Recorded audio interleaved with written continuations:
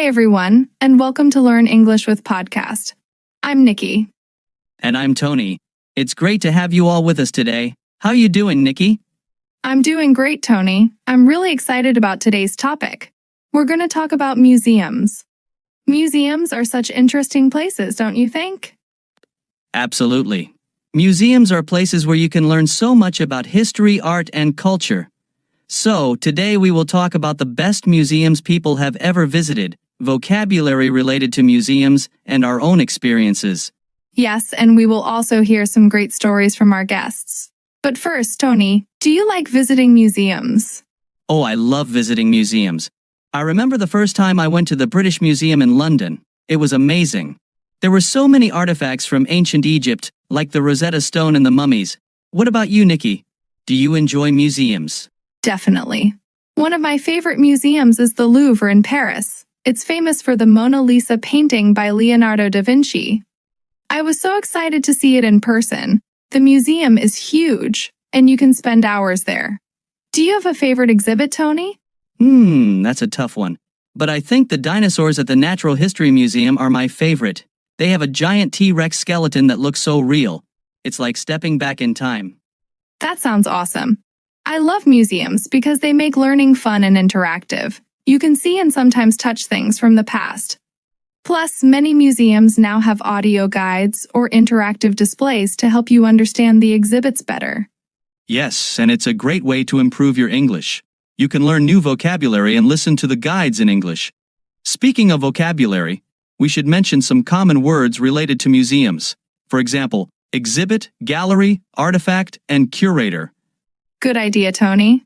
An exhibit is a display of objects. A gallery is a room or building for showing art. An artifact is an object made by a human, usually historical. And a curator is a person who takes care of the museum's collection. And don't forget tour guide, the person who shows you around and explains everything. It's very useful to know these words when you visit a museum. Absolutely. Now, we've shared some of our experiences. What do you think makes a museum visit special, Tony? I think it's the stories behind the objects. Every item has a history, and learning about it makes the visit special. For example, knowing that the Rosetta Stone was key to understanding Egyptian hieroglyphs makes it more interesting. That's true. And I love how museums can make you feel connected to different cultures and times. It's like traveling without leaving the city. Exactly. So, listeners, stay tuned because we will have some guests sharing their museum experiences. They have some fascinating stories to tell. Yes, you won't want to miss it. And remember, if you're learning English, listening to real-life stories is a great way to improve. Now it's time to hear from our first guest.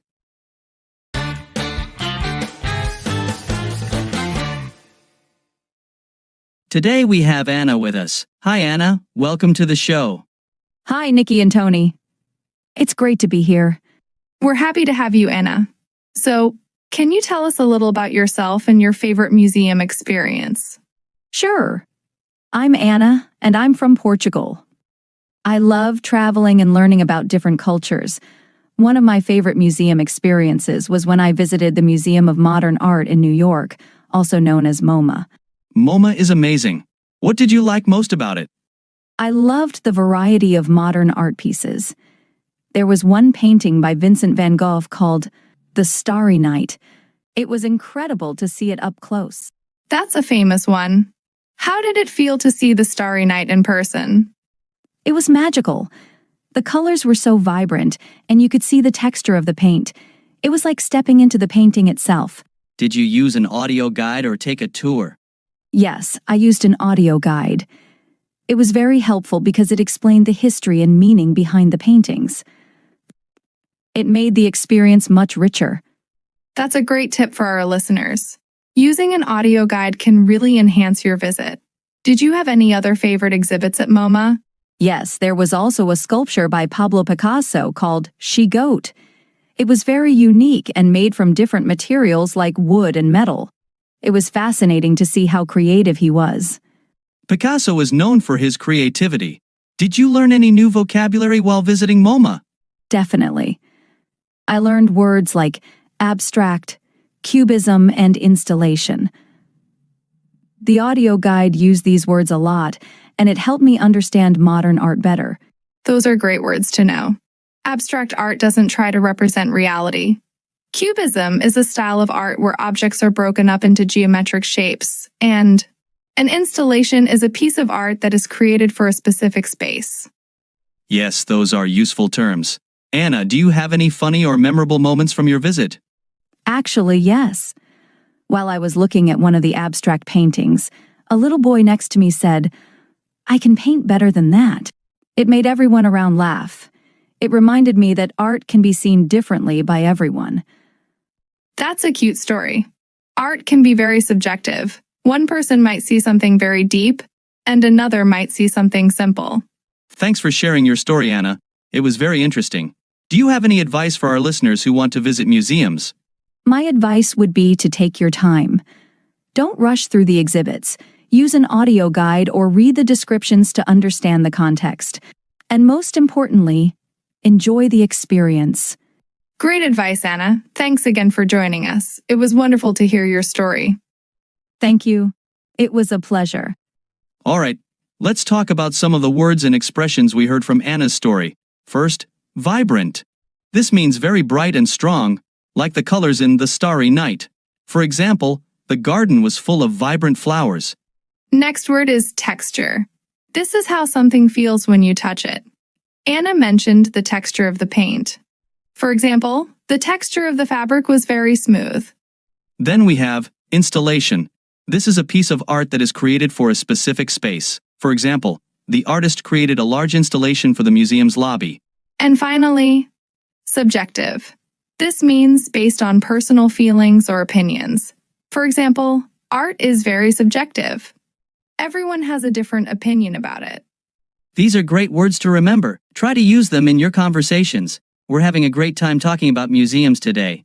Now it's time to meet our second guest.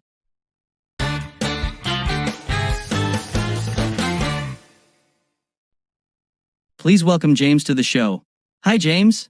Hi, Nikki and Tony. Thanks for inviting me. It's our pleasure, James. Can you tell us a bit about yourself and your favorite museum experience? Sure. I'm James, and I'm from Canada. I'm a history enthusiast, and I love visiting museums. One of my best experiences was at the Smithsonian National Air and Space Museum in Washington, D.C. Wow, that sounds fascinating. What did you enjoy most about the Air and Space Museum? I was really impressed by the space exhibits. They have actual spacecraft like the Apollo 11 command module and a replica of the lunar module. It was amazing to see these things up close. That does sound incredible. How did it feel to see the Apollo 11 command module in person? It was unbelievable. Knowing that this small spacecraft carried astronauts to the moon and back made it feel like I was witnessing a piece of history. Did you take a guided tour or explore on your own? I explored on my own, but I used the museum's app for more information. It had a lot of interesting facts and stories about the exhibits. That's a great idea. Using apps can provide a lot of extra details. Did you have a favorite exhibit at the museum? Yes, the Wright brothers' airplane was another highlight. It's the first powered, controlled airplane in history. Seeing it in person made me appreciate how far technology has come. The Wright brothers were pioneers of aviation.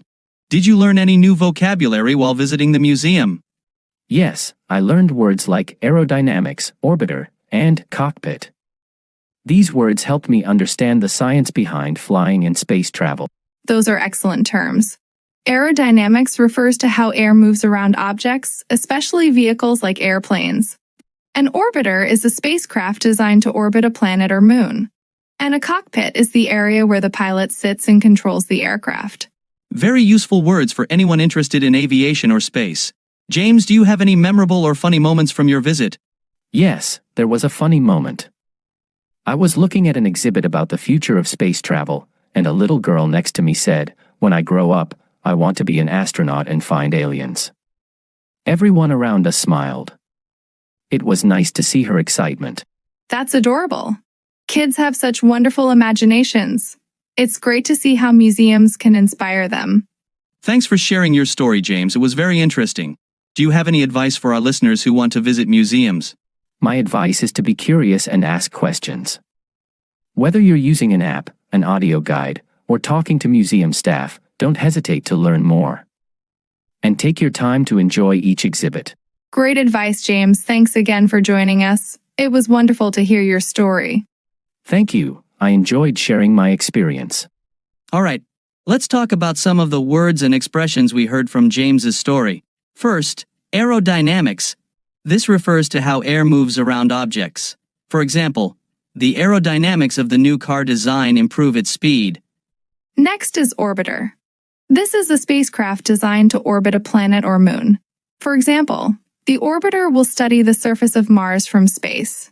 Then we have cockpit. This is the area where the pilot sits and controls the aircraft. For example, the pilot checked all the instruments in the cockpit before takeoff. And finally, pioneers. This means the first people to do something, like the Wright brothers with aviation. For example, the Wright brothers are pioneers of flight. These are great words to remember. Try to use them in your conversations. We're having a fantastic time talking about museums today. Now it's time to meet our third guest.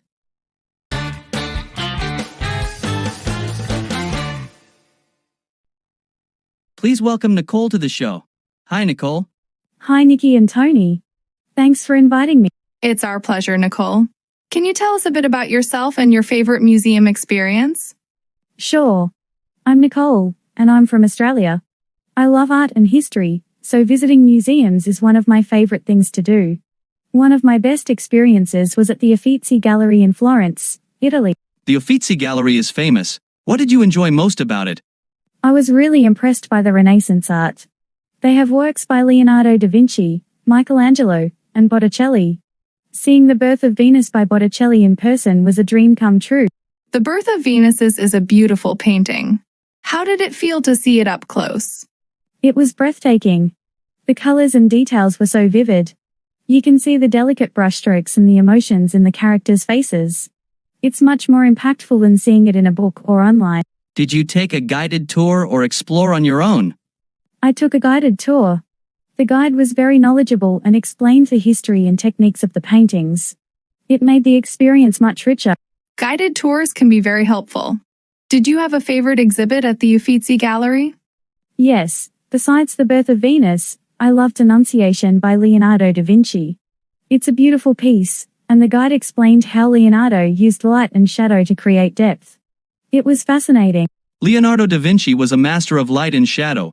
Did you learn any new vocabulary while visiting the Uffizi Gallery? Yes, I learned words like fresco, perspective, and chiaroscuro. These words helped me understand the techniques used by the artists. Those are excellent terms. A fresco is a painting done on wet plaster so that the colors penetrate the plaster as it dries. Perspective is a technique used to represent three-dimensional objects on a two-dimensional surface. And chiaroscuro refers to the use of strong contrasts between light and dark to give the illusion of volume. Very useful words for anyone interested in art. Nicole, do you have any memorable or funny moments from your visit? Yes, there was a funny moment. During the tour, the guide asked if anyone knew the story behind the birth of Venus. A little boy raised his hand and said, she was born from a seashell because she didn't have a house. It made everyone laugh. It was cute and imaginative. That's adorable. Kids have such wonderful imaginations. It's great to see how art can inspire them. Thanks for sharing your story, Nicole. It was very interesting. Do you have any advice for our listeners who want to visit museums? My advice is to take a guided tour if possible. It helps you understand the context and techniques of the artworks. And don't be afraid to ask questions. The guides are there to help. Great advice, Nicole. Thanks again for joining us. It was wonderful to hear your story. Thank you. I enjoyed sharing my experience. All right, let's talk about some of the words and expressions we heard from Nicole's story. First, fresco. This is a type of painting done on wet plaster. For example, the frescoes on the church walls were stunning. Next is perspective.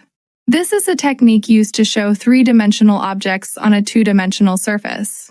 For example, the artist used perspective to make the buildings look realistic. Then we have chiaroscuro. This is the use of strong contrast between light and dark.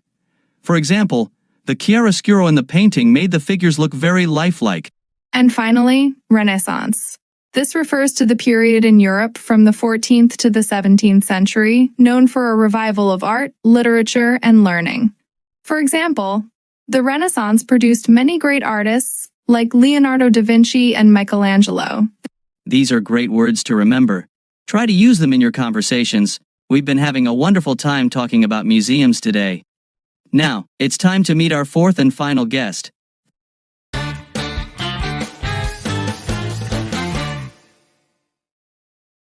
Please welcome Michael to the show. Hi, Michael. Hi, Nikki and Tony. Thanks for having me. It's our pleasure, Michael. Can you tell us a bit about yourself and your favorite museum experience? Sure. I'm from Germany, and I'm passionate about science and technology, so one of my favorite museum experiences was at the Science Museum in London. The Science Museum is fantastic. What did you enjoy most about it? I love the interactive exhibits. They have hands-on activities where you can experiment with different scientific principles. One of my favorites was the exhibit on space exploration. Interactive exhibits are great for learning. How did it feel to interact with the exhibits on space exploration? It was amazing. There were simulators where you could experience what it's like to be an astronaut. I even tried a virtual reality experience where I walked on the moon. It felt so real. That sounds incredible. Did you take a guided tour or explore on your own? I explored on my own but joined a few mini presentations by the museum staff. They explained different scientific concepts and made them easy to understand. Those mini presentations sound helpful. Did you have a favorite exhibit at the Science Museum? Yes, the exhibit on the human body was fascinating. They had a life-size model of the human heart, and you could see how it pumps blood. It was both educational and visually impressive. The human body is truly amazing. Did you learn any new vocabulary while visiting the museum? Yes, I learned words like gravity, circuit, and molecule. These words helped me understand the science behind the exhibits. Those are excellent terms. Gravity is the force that pulls objects toward the Earth.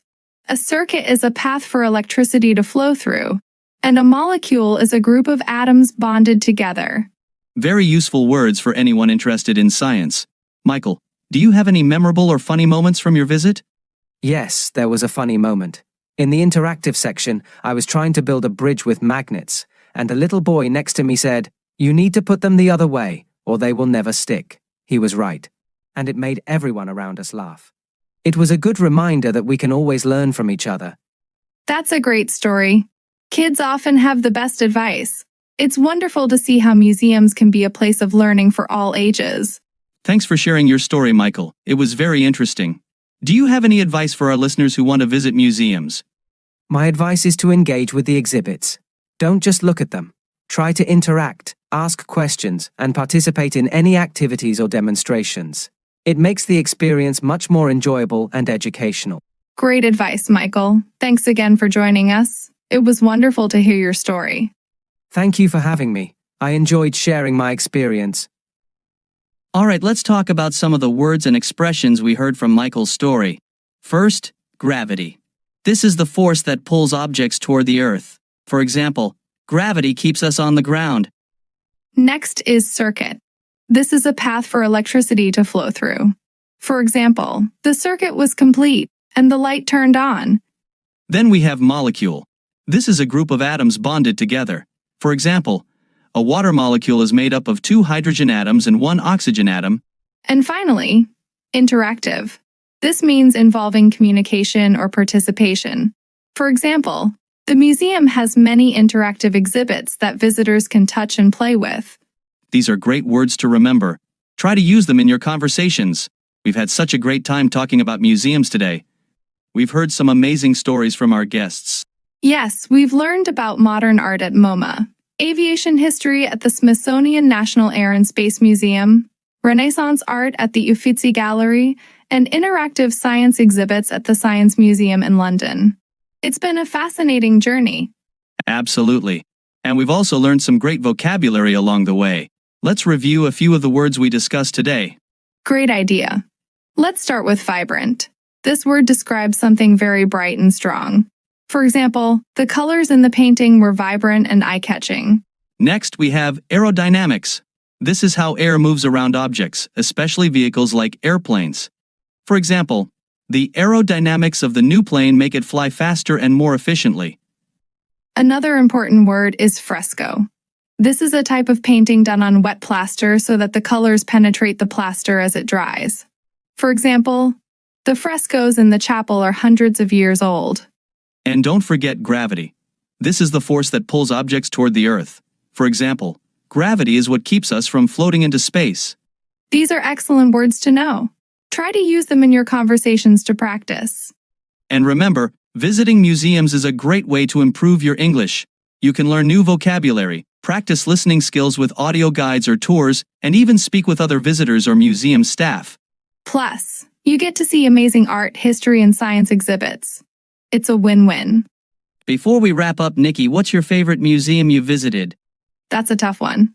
But I'd say the Louvre in Paris. Seeing the Mona Lisa and Venus de Milo in person was unforgettable. What about you, Tony? For me, it's the British Museum in London. The Rosetta Stone and the Egyptian mummies were absolutely fascinating. And the museum is huge. You could spend days there. Museums really are wonderful places. We encourage all our listeners to visit a museum if you can. It's not only educational, but also a lot of fun. That's right. And don't forget, learning English is a journey. Every new word and experience helps you get better. Keep practicing and exploring. Thanks to all our guests today. Anna, James, Nicole, and Michael. Your stories were inspiring and educational. And thanks to all our listeners for tuning in. We hope you enjoyed today's episode and learned something new. Remember to follow us on social media and subscribe to our podcast for more episodes. We'll be back next time with more tips and stories to help you improve your English. Until then, keep learning and exploring. Goodbye, everyone. Goodbye.